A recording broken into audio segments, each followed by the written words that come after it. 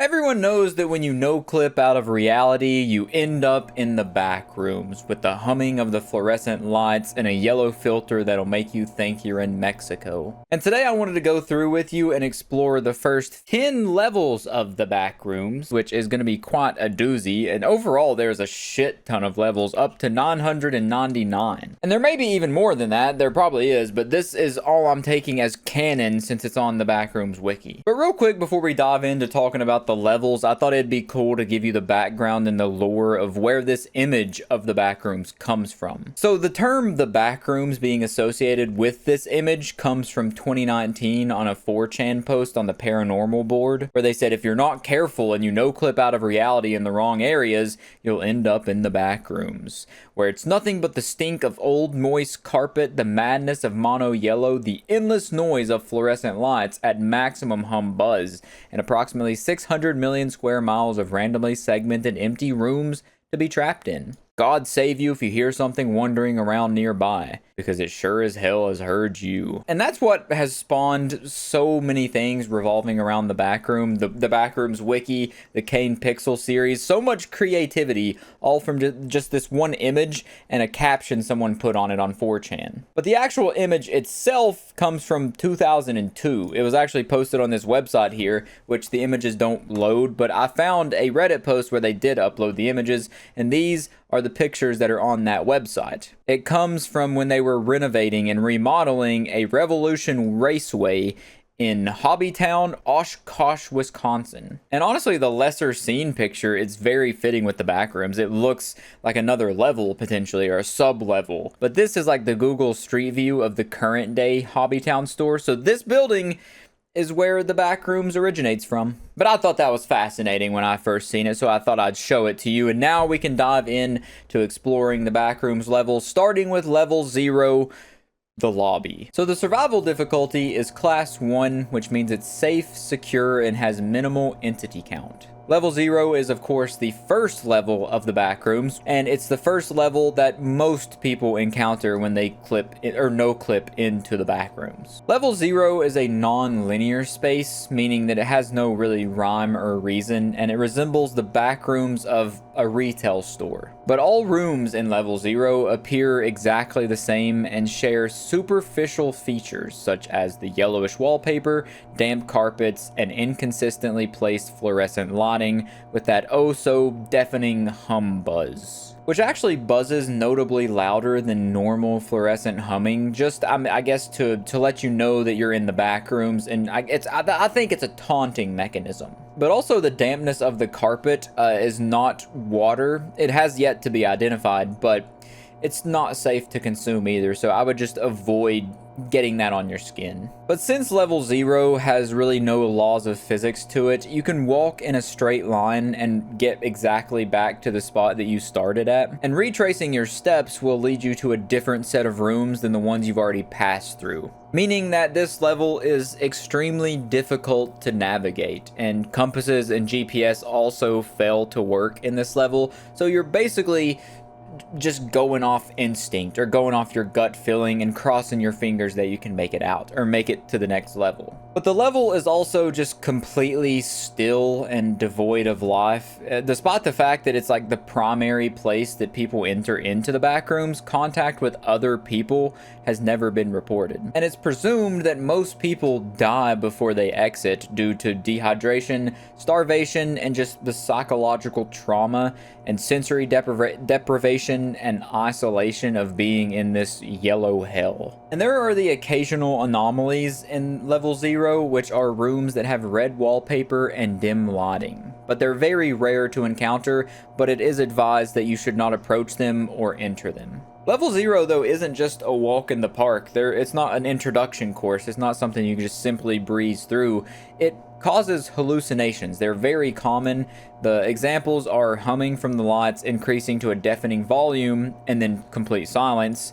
The appearance of doors, the appearance of stairs, a lot of deja vu, human-like speech that resembles no known language, movement in the peripheral vision resembling insects crawling underneath the wallpaper, which disappear once the wall is directly looked at, and then insect-like chittering. So basically, All things that are going to drive you crazy and give you paranoia in a place where you're already paranoid. But with that being said, no entities exist, including other humans. You're not supposed to encounter anything, but it does say if you see, hear, or encounter what you believe to be another wanderer, it's not human. And as for exiting level 0, it's only possible by no clipping, which always results in entering level 1. But you can also enter into the Manila rooms, but that's also another very rare thing, and it's only possible by walking like an unholy distance in any direction. And this is an image here of the Manila rooms, very similar, but it more so has the vibe of being at your grandma's house with her old ass wallpaper than the back rooms. But this room is a class 0 difficulty. It's safe, secure, devoid of hostile entities, and it's just a small room that acts as like a safe point where apparently wanderers can meet there when they're traveling through the level. And now there are 3 sub-levels of level 0. There's Zenith Station, Remodeled Mess, and the Icy Rooms. Zenith Station is like a space station of sorts. It's also a class 0 difficulty, so it means it's safe, secure, and devoid of entities. And it acts as like a threshold between level 0 and 0.1. And that picture right there is what it apparently looks like. And here's a picture of something inside of this level. But it seems that entering in this level is just a chance encounter and happens from simply walking from one section to another. And exiting this level is very similar to the parent level. You just escape by randomly no clipping, which similarly also leads you to level 1. Now as for the Remodeled Mess, it's a class 3 survival difficulty, which means it's unsafe, unsecure, with a low entity count. So it's just an updated, more smooth, strange looking version of the Backrooms, and it was created by the Backrooms Remodeling Company. And the inside of this is very consistent with a remodel. Everything's been revamped. There's apparently even working Wi-Fi and outlets and the occasional bathroom. But once you enter this level, it immediately begins falling apart. Ceiling tiles might fall down, walls may topple over, the floor could even collapse, and it's going to reveal what looks like an unfinished house. But the way to get into this level is by finding a door in level 0 whenever the carpet becomes drier and the buzz becomes unusual. And the way you exit is the same way that you entered in. You just find the door and leave. Now the last sub-level is called the Icy Rooms. And it's nearly identical to level 0, except that there is ice literally everywhere. And it's very damn cold. Now we're on to level 1, the Habitable Zone. This is a class 1 survival difficulty, meaning it's safe and secure, presence of anomalous resources, and has minimal entity count. So this is where you really get into the Backrooms. Level 0 is just an introduction course, kind of holding your hand. This means you're actually in the Backrooms now. So here's different areas of the Habitable Zone through this slideshow here. You can see it kind of looks like a parking garage. It's a very dimly lit area with a bunch of pipes. It looks like it's definitely underground, and it's also wet and kind of flooded, very dingy. But the habitable zone is subject to what is called non-Euclidean geometry, which means the distances that you perceive are fabricated by your senses and your surroundings aren't what you think they look like. Which means walking for a few dozen seconds, yet finding yourself where you thought the horizon was, or wandering around for several minutes, only to realize you've barely moved from your original location. But there is a way to navigate. You can try to find a particular landmark at a reasonable distance, which is a table, a colored pillar, an electric panel, a crate. Walk towards it carefully, never looking away from it. If you don't appear to get any closer, it means the landmark is way farther away than you originally thought. If that's the case, look for another landmark and repeat the process. And now there are 6 different sectors to this place. The first one is the Aquila sector. It's the area that has gray walls, giant concrete pillars, and looks like a parking garage more than a warehouse. Then the Guild sector is more colorful than the Aquila sector, and it features more lights and more diverse architecture than other parts of level 1. But it still remains non-Euclidean like the rest of the level. The Gothic sector gets its name from its more curved structure, where the arches and circular pillars make up most of the area. The Ouroboros sector is the smallest recorded as of right now, and it says it's characterized by its perpetual state of construction. The garden sector has brought vibrant colors and blooming life everywhere, but don't let that fool you.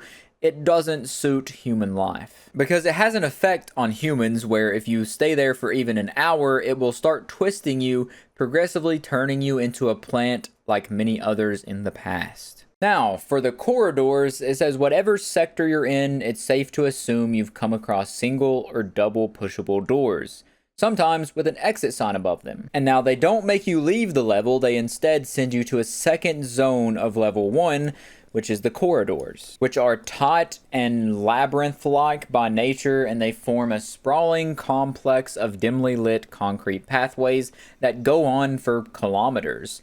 However, they're not nearly as dangerous as the halls, and in fact, they're much safer. And you can actually trust your senses to navigate once again in this area because you're back to normal. However, the corridors are heavily convoluted, so you still gotta be on your toes and pay attention. Because it says they're similar to cave systems back on Earth. They're safe from any hostile presence, and they're a really good shelter for anyone looking to set up a camp.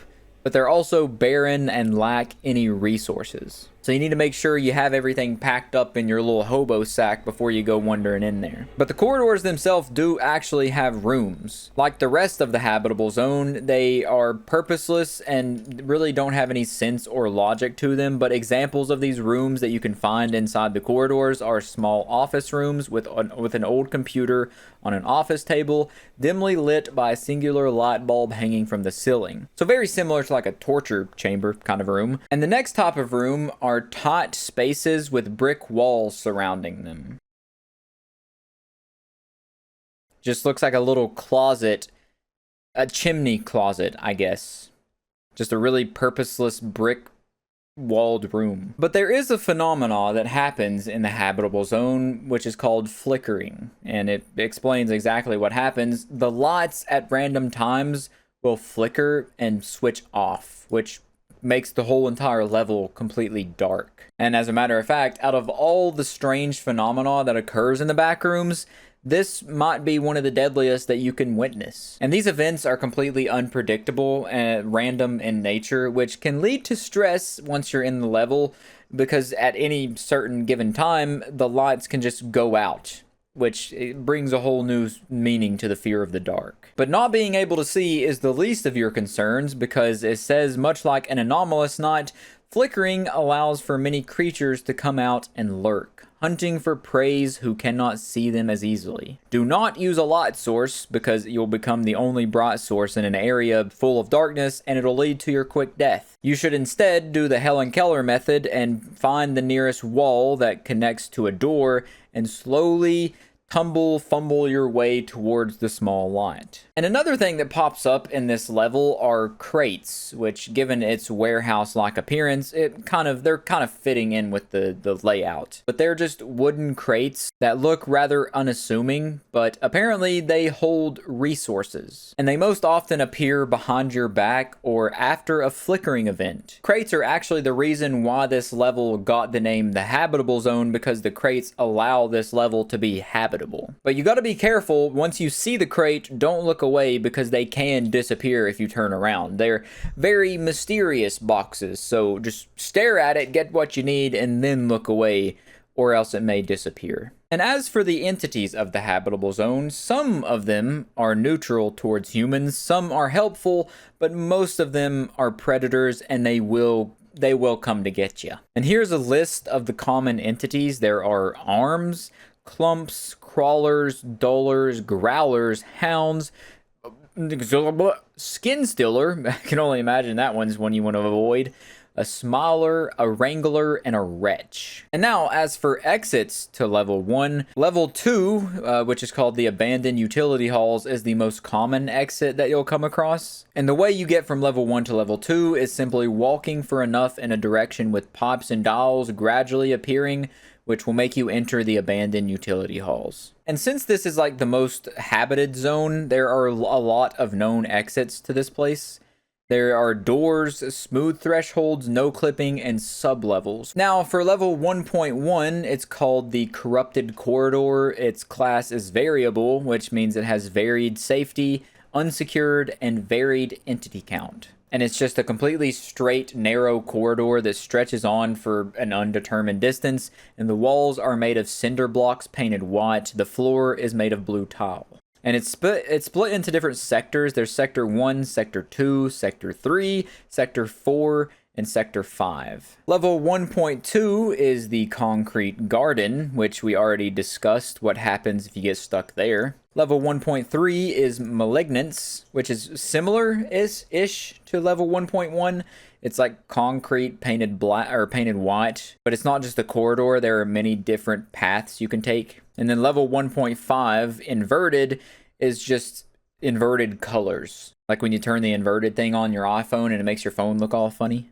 And its survival difficulty is undetermined. It has mysterious proportions, unknown information, and undocumented entities. Now, we've made it to level 2, the Abandoned Utility Halls, which has a Class 3 survival difficulty, meaning it's unsafe, unsecure, with a low entity count. So level 2 is an infinite array of complex Euclidean maintenance tunnels that range in size and once had a variety of users. And while the layout of it is very complicated, there are certain commonalities that allowed it to be mapped out and understood. So the tunnels themselves follow no strict flow on how they're structured, but they all contort at a strictly 45-degree angle, and the rough length of the hallways has always measured to approximate multiples of 5 when measuring in the metric system. And the whole time you're walking through here, you're gonna feel claustrophobic. The hallways are very long and very narrow, and the deeper you go into it, the darker and hotter it's gonna get. But there are some common things that you'll spot while walking through it, which are flatbed trolleys, and you'll just find a strange array of different things, kind of fitting with the area, stuff like toolboxes, wood piles, basically things that make you think people have been there working on it in some way. Stuff like step ladders, power tools, extension cords, foldable chairs, step ladders. But level 2 is also lit by buzzing fluorescent lights similar to level 0. And the temperature in this level is uncomfortably hot, and it sometimes reaches over 100 degrees Fahrenheit. And there's always a constant hissing of steam, dripping water, and the groan of old machinery. And there are also quite a bit of entities on this level due to it being a quite common level. There are windows, which appear at the end of corridors in most cases, and it's advised not to approach them. They're saying that you must not approach them. And there's smilers, death moths, clumps, Jerry, and the most easy way to exit level 2 is through exiting an unlocked door. But a vast majority of the exits from level 2 are going to be anomalous doors that are pretty semi-frequent in this level. And a common waypoint for people going through level 2 is the EL3A, which has a class 1 survival difficulty, meaning it's safe, secure, with minimal entity count. And EL3A has been turned into an outpost of sorts, which looks like an abandoned packing warehouse sort of location. It even has break rooms and everything in it, but it's not completely safe because it is known that some of the level 2 entities do occasionally pop up in there. And the way to escape this sub-level is the same way you came in, just following the signage and the tunnel that leads you to the location. Now we're on level 3, which is the electrical station, which has a class 4 survival difficulty, meaning it's unsafe, unsecure, with medium entity count. So this is one that you're pretty much sort of screwed if you hop into here. Because level 3 is a series of long, dark, twisting hallways that's said to work similarly to level 0, and they all consist of randomly segmented rooms which form in no particular pattern and are extremely loud with the noises of machinery.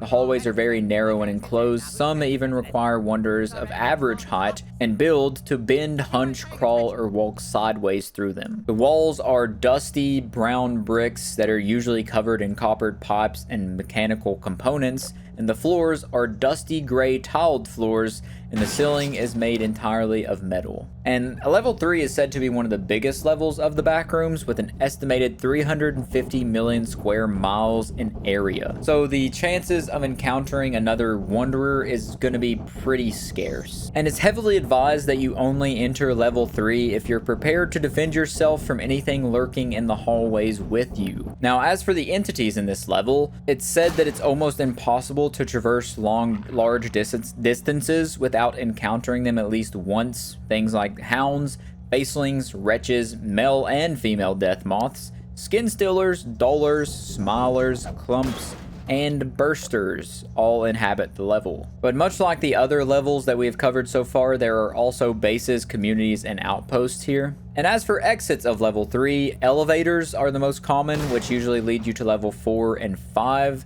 There's also wooden doors that lead to level 31, and then sitting in the front seat of cars that are found in the electrical rooms will cause you to fall unconscious, and then you'll wake up in level Giggity 69. Now there are two known sublevels of level 3. Level 3.1 is Space Complex, which has a class 4 survival difficulty, unsafe, unsecure with a medium entity count. And this sublayer is an array of rooms that are filled with machines and spacecraft, so it's like an abandoned NASA warehouse. And this is one of those levels that actually has Wi-Fi in it for whatever reason. And the entities inside of this level are a lot of dangerous ones, similar to level 3. But apparently the robotic arms are on your side, and they'll try to fight away the entities as best as they can. As for level 3.5, it's called Electrolopolis. So level 3.5 is a hypothetically endless plane that manifests itself as a monochromatic mid-20th century industrial metropolis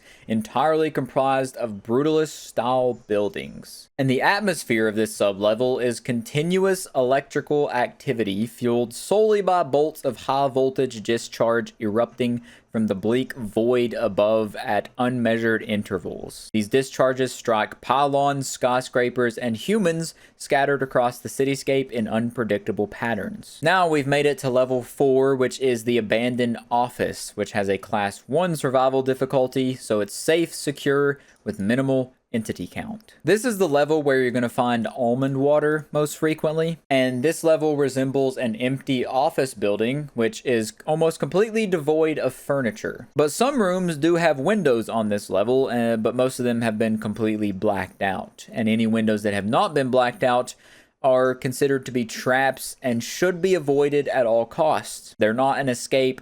They're gonna probably kill you. So since level 4 is considered to be so safe, it has a lot of people inside of it.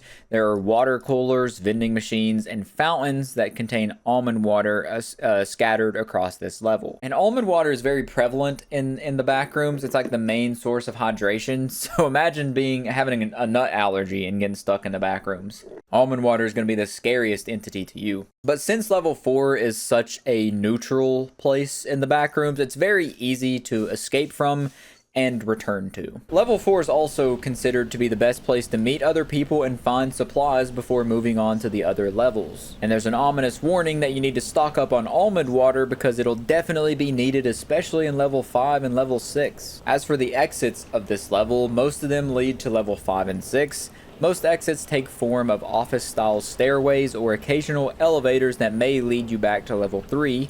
Rarely, though, stairs leading to a basement can be found, and those go to level 71. Now, level 5 is the Terror Hotel, which, despite the name, is only a class 2 survival difficulty, meaning it's unsafe, secure, with low entity count. Now, level 5 is an infinite hotel complex with tons of rooms and halls. And the decor inside the level appears to be from the 1930s, and the furniture looks like it dates back to the 1920s. And there are 3 main areas inside of this level: the main hall, the boiler room, and the Beverly room. And the main hall looks very elegant with mahogany red and gold ornate wallpaper. But apparently there are reports that the wallpaper has faces that stare at you, so it's not all that relaxing and fancy in there. But the floors have many different variations. Some are dark walnut wood, white marble, or exotic red and gold carpets. And the main hall also has an elevator shaft, which range from modern elevators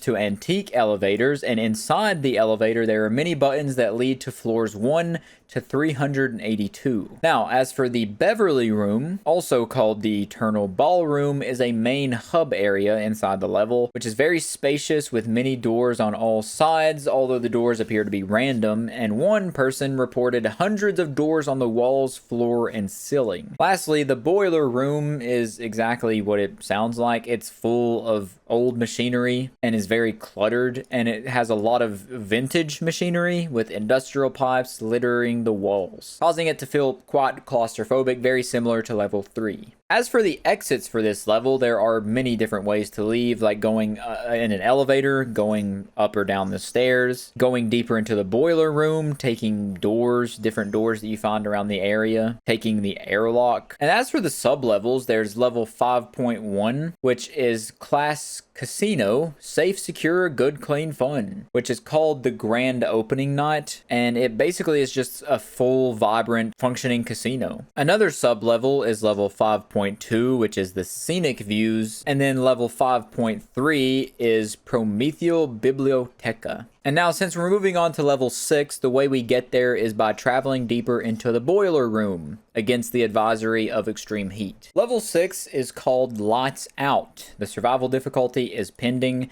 safety is undetermined, unsecured, and the presence of entities is also undetermined. Right here is an attempt at a hand-drawn map of the level, which, as you can see, looks like a root system with how complex and complicated it is, with some areas being not safe and other areas smelling like blood. But it says very little is known about the structure of level 6. It's enshrouded in total and complete darkness. There's no lights on the premise of the level. The light sources brought onto the level have no function, and navigating level 6 is carried out by feeling your way through the darkness. So navigating this level is completely using your sense of touch, and your sense of sight is just unusable. And this level is actually regarded as one of the most dangerous levels of the Backrooms, but investigations have shown that no entities have been found on this level. This level is home to the world's quietest room, as well as Mimicry, which is a community of like 4 people who claim to have adapted to the level's darkness, and they have been able to perfectly mimic things they hear, including voices, and they are to be avoided at all costs. As for the exits of level 6, if you go down deep enough into level 6, you can find a stairwell that takes you to level 7. And the easiest way to find the stairwell is to listen to the faint sound of waves. But if you take a wrong turn at a certain point, then you may block off access to level 7.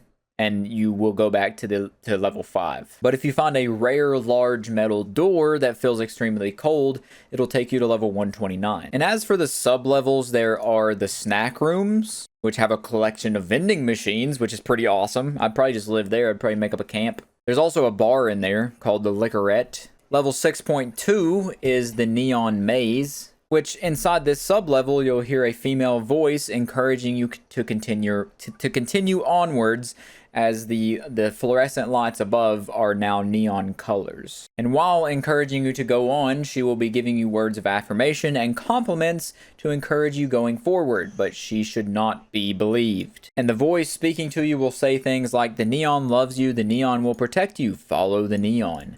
I keep the nightmares away, just trust me. Follow the neon and I'll keep you safe.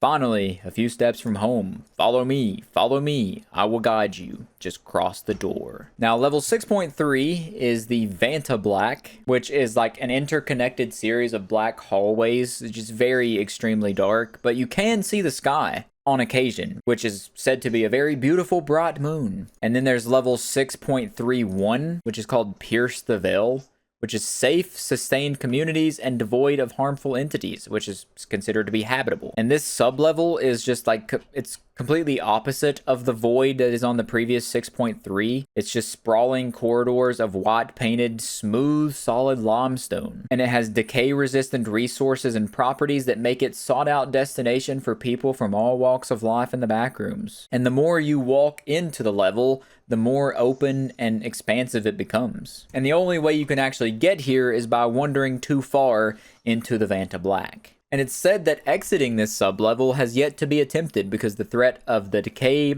and distance posed leaves too many uncertainties. And the last sub-level on level 6 is level 6.5, Where the One-Eyed Woman is Queen, which has an undetermined survival difficulty, which it's said to be safe, unsecure, and waiting. And the description is very, very short. It's only been described by one single account of Sarah McLean. On the back of the letter of a hand-drawn image, which is right here. It's so nice here, I wish you all could see it. But due to the fact that she was blind, it's unclear if the information provided was accurate. Her quote was, "Level 6.5 is a beautiful island in an infinite sea." So we're going to listen for the sound of waves that lead us on to level 7. Now, level 7. Thalassophobia, and it's a class 4 survival difficulty, said to be unsafe, unsecure, with medium entity count. And it's said to pose a significant obstacle to the exploration of level 8 and further. So level 7 is an impossibly large ocean that seems to stretch infinitely in all directions. Despite the absence of fixed light sources within the level,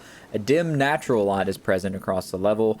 Detailed exploration of this ocean is sparse due to the extreme danger and the amount of preparation it requires to navigate. So all that's known is that it's largely unexplored, but it's understood to be comprised of 2 rooms, the entrance and the room containing the ocean itself. So this is a brought-in photo of the entrance room, which is like a flooded house. The room's fully furnished with a bookcase against the left wall containing several books of unknown origin, a small coffee table, a single chair, and a fluorescent ceiling lamp. The carpeted floor is covered with a shallow pool of water no deeper than a puddle. And across the room from the staircase to level 6 is the doorway to the ocean. And the ocean of this level is mostly uncharted, but exploration suggests the level is almost completely devoid of life. And the zones of the level are categorized by light levels such as the daylight zone, the twilight zone, the midnight zone, and the abyss. And for many years, it was thought that level 7 only contained one entity, but as of 2019, level 7 is now inhabited by another entity that goes by the name Tani. And both entities appear to be matched only by one another in terms of speed, strength, and detection, and are to be avoided by all means necessary. Tani limits himself to the daylight and twilight zones, and the Thing makes its home in Midnight Zone and the Upper Abyss. And the two seem to have a mutual understanding of where they'll reside. And there are also sub-levels of level 7. There's level 7.6, Evacuation, which it's an abandoned cruise ship filled with disorganized bookshelves and various furniture arranged within a myriad of platforms. Level 7.7 is the Forsaken Debris, which has no entity hazards, but it's unsafe and unsecure. And this is the only known picture of the rock and the lighthouse inside level 7.7. And the main elements of the sublevel are the rock, the lighthouse, the ocean, and the sky. And then there is level 7.8, the Impelled Ocean, which has stilt houses, as you can see in the photo. And there are actually basic species of fish in the ocean, as well as sea walkers. So that's quite the strange little place to be, although kind of relaxing, it seems. And there also is the Hadal Zone, which is said to be a dead zone, because it's strictly uninhabitable and lifeless. And as for the exit of level 7, the most well-known one is in an underwater cave on the side of a particularly tall mountain towards the bottom of the Midnight Zone. The mountain is almost completely directly below the entrance room, creating a straightforward route to level 8. Now, to level 8. After we made it to the caves, we're in the cave system. So level 8 has a class 4 survivability. The exit is 4 out of 5 difficulty to find. Entities have a difficulty of 4 out of 5, and the environment is also a difficulty of 4 out of 5. So the description of this level is that it's the last of the initial 12 whose environment is wholly enclosed. A sprawling network of underground caves, its web of tunnels is interwoven into a suffocating prison. It's cold, dark, and fraught with peril. Predators lurking at every turn. Given a choice, wanderers are warned to avoid it altogether. Now, the structure and layout of it says by the standards of normal reality, the architecture of most levels prior resemble artificial constructions.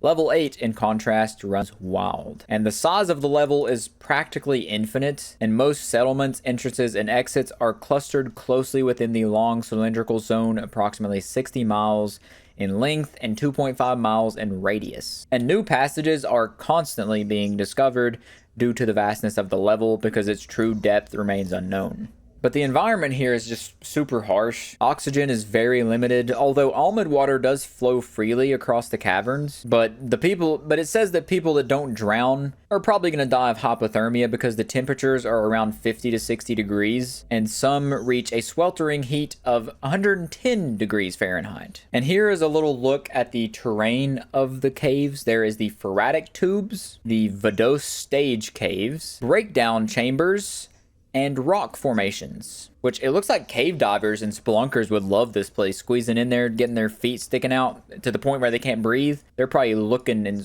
foaming at the mouth trying to find this level. And some more examples of places in the cave are the Hyperspace Lane, the Rot Nest Jungle, New Movile Cave, Handyland, and the hive, which just says tip number 6, pray. And there are a lot of arachnids in this cave. So yeah, this place is literally just, it's hell. It's a hell cave. So here is a diagram of the dark highway. It says the most common route taken by wanderers to reach level 11 from the first 5 levels of the Backrooms. So let's go ahead and take the 9th road on part of the dark highway to get to level 9, which is the suburbs. But don't let that name fool you. It's not teeming with nice, friendly, rich people. It's a class 5 survival difficulty with entity infestation. It's unsecure and unsafe. So this area is an infinite suburban area, but it's a suburban area at midnight. And the darkness on this level is said to be similar to that of level 6, although not as dangerous. But the houses vary in design and size and are completely different. But the houses appear to be completely furnished and fairly new, although there's no power source for the lighting systems to function. And some houses have the chance of being empty. And the furniture of these houses is what a person would expect from a normal house, like sofas, TVs, beds, fridges, and items that require a power source and are not functional. And they also have fully furnished backyards at these houses. But it's also possible to find 2 houses that are weirdly clipped inside of each other. But the streets of level 9 is the most dangerous area, because the wet asphalt roads are unpainted and covered with leaves in some area. And the puddles in spots of the roads indicate that the level had once rained before. But the stone sidewalks are normal and don't seem to have any oddities. But any walkways that lead to grass fields will lead to level 9.1. Can we pretend that a meteor destroyed the Crimson Forest? And here's a picture right here. It just literally takes you to a crater that looks like you're on Mars. And not really much is known about that level. It's fairly unknown. But it says wandering off the walkway into the field will for some reason lead to level 10. The street lamps are usually powered off and are inactive, although some flicker on and off sometimes, and are sometimes even powered on. But be aware of the foggy mist that can appear due to the fog being the spawning mechanism for the mangled. And there are tons of entities that can pop up on this level. As for the exits of this level, there are some that you can no-clip out of. That if you follow the electrical power lines, it can take you to a level. An airport can be found if you follow the signs. And then, as previously stated, walkways that lead to grass fields can take you to level 9.1, which is the crater, or to level 10, which is where we're going to go to next. After quickly grazing over the other sub-levels of level 9, which is level 9.2, the black market. Which level 9.2, it takes you outside of the suburban area to a suburban business district, which is very similar to the parent level, which means it's silent at nighttime with some flickering and on lot post, but mostly dark and like midnight-esque. But unlike the parent level, the size of this level is finite. But it's called the black market because there are believed to be numerous gray and black markets with a lot of petty thugs, as well as organized professionals that are well-trained, well-armed, and universally feared. And then level 9.3, the Overcast Manifold, and it's a titanic set of grassy fields and lonely roads circumscribed in foresty hills. So it's pretty much just a foggy, dreadful, sad little area. And then level 9.5, the Rochester Blues, which is extremely cold, but it's also kind of similar to the parent level, but it's said to be one of the most dreary places that you can go to. It's super dark to see really far, and the snow flurries don't help at all, and it's also perpetually in night. But there are also homes in this level. But the level overall is devoid of any kind of life, although the houses that have been found are reported to be warm and cozy on the inside. Now we've made it to level 10, the Bumper Crop. It's a class 1 survival difficulty. The exit is a 2 out of 5 difficulty. Entities 0 out of 5, no hostile entities. And then the environment has a 1 out of 5 with low environmental risk. So level 10 is an expansive pasture of wheat and barley fields stretching endlessly in all directions, divided into plots by lines of trees and shrubbery. The climate of the level never appears to shift from an overcast leaden sky with brief and infrequent spells of light rain and fog. The dreary atmosphere of this level, coupled with its unchanging state of daylight, makes it somewhat difficult to keep track of time, with only the occasional gust of wind among the crops to break up the uniformity. And there are also bodies of water present in this level, like lakes and whatnot. And there's a diverse range of structures that can be intermittently found, such as small wooden sheds and outbuildings, as well as larger barns and stables. But these structures are largely empty on the inside, aside from certain housing resources, namely wood and nails. As for entities, there's some pretty unique ones. There's worms on this level, but it's said to evacuate the soil with caution because digging a hole will result in the rapid emergence of worms from the soil. And as for exits, you can find and follow a road that can potentially lead you to level 11, or you can find a patch of canola among the wheat that'll take you to level 148, and then swimming across the lake can lead to a number of aquatic levels. And just like most other levels, there are some sub-levels. There's 2 of them. 10.1 is the Corpse Lake, which is said to be unsafe, unsecure, and not an entity hazard. So this is a completely man-made lake, and it's approximately 20 miles from the nearest inhabited settlement, Malttown. But the lake itself is radioactive, toxic, and carnivorous, and it was created out of the extensive failed attempts at neutralizing instances of Object 24 through extreme heat. So stay out of the radioactive lake unless you want to have like an extra limb popping out your forehead. The other sub-level is Haybell Heaven, which has a class 1 survival difficulty, said to be safe, secure, with minimal entity count. So this sub-layer has many wheat and grass fields with hay bales scattered around. The grass on this level is always healthy and well taken care of, so it looks like a Windows background. And instead of the usual vegetation separating the fields, the level has metal fences that stretch out for infinite distances, and the sky is usually clear, though it can get cloudy, and sometimes the sky can become pitch black during the middle of the day, but that's quite rare. And there's some normal natural things on this level, like oak trees, bushes, and flowers, but the flowers are said to be avoided, even though they look like lilacs, daisies, and dandelions, and violets. Smelling any of the fumes from these flowers can cause varying effects, such as auditory and visual hallucinations, heightened senses, and increased aggression. And there is an exclusive entity to this sublevel called the Hay Ruler, which is a tall humanoid figure with a large nose, 3 eyes, and no mouth. The entity has fingers that measure 6 inches, and it seems to be made completely of hay bales found within the level. And how you get out of this level is by jumping into an almond water puddle, which takes you to level 4, or no clipping into the floor, which can take you to level 10. Now, that's all the exploring of the Backrooms levels for today, just levels 1 through 10. I'll probably explore some more later. This has just taken a lot out of me. There's a shit ton of information about these levels, and there's 999 of them. But other than that, try not to no clip out of reality, and I'll catch you in the next one.